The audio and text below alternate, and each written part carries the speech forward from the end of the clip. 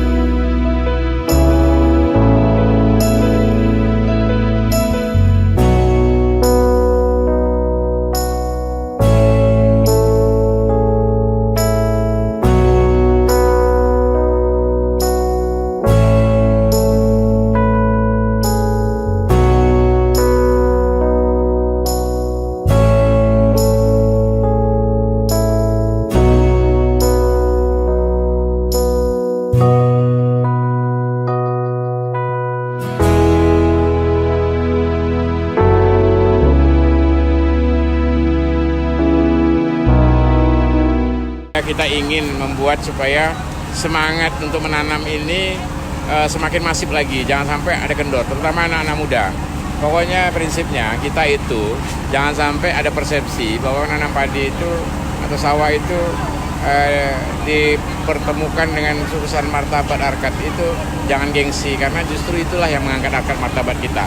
Harkat martabat kita itu kalau kita tergantung beras dari luar, bergantung untuk makan saja harus dari luar, itulah yang sebenarnya kita tidak punya martabat. Tapi kalau kita mempertahankan, makanya yang paling utama adalah saya ingin tadi memberi pesan supaya, karena kan pelaku-pelaku petani ini kan sudah semakin tua. Menurut data di Indonesia itu setiap 10 tahun sekali itu sekian juta petani yang tidak lagi bekerja di sektor pertanian.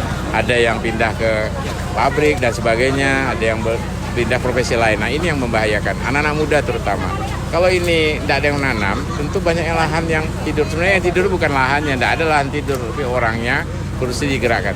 Bahkan tidak harus setiap waktu, dia bisa kerja yang lain. Anak-anak muda itu bisa usaha yang lain. Nanam padi kan bukan berarti tiap hari kita ada di situ kan. Nah, ini yang sebenarnya juga perlu kita sadarkan supaya lahan-lahan yang masih belum dimanfaatkan itu tetap dimanfaatkan, karena lahan sawah itu tidak mudah seperti lahan yang lain.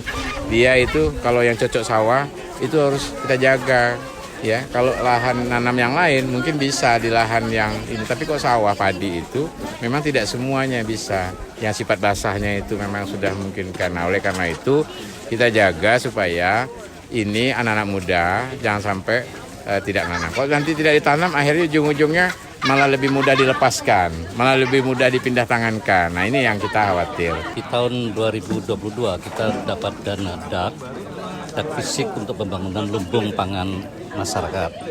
Ada 3 titik. Yang pertama di Kapoktan Kampung Baru di Desa Sungai Rengas, Kecamatan Kakap. Yang kedua di Kapoktan Solo Berseri di Desa Parkeladi, Sungai Kakap. Dan yang ketiga yang tadi diresmikan oleh Pak Bupati itu di Kapoktan Situ Makmur, Desa Ola-Ola, Kecamatan Kubu. Dari 3 titik, jadi sama 3 unit didanai oleh DAK. Jadi kalau ada 5 item, yang pertama adalah pembangunan rumah untuk rumah lumbung pangannya yang kita tadi ada pertemuan di dalamnya.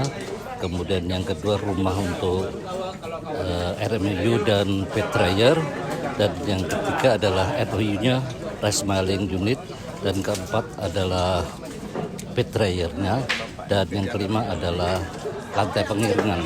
Jadi sama, ada semuanya karena sudah standar dari kementerian, jadi standarnya sama dibagi 3. Ya, itu sebetulnya hanya sebagai stimulasi merangsang para kaula muda untuk tetap mencintai untuk menanam. Karena dari data itu sebagian besar kita, petani kita kan masih yang berumur di atas 40 tahun. Nah, kalau kita memelihara peradaban unggul yang sama dengan Bupati, maka mau tidak mau harus melibatkan banyak para kaula mudanya, para petani milenialnya.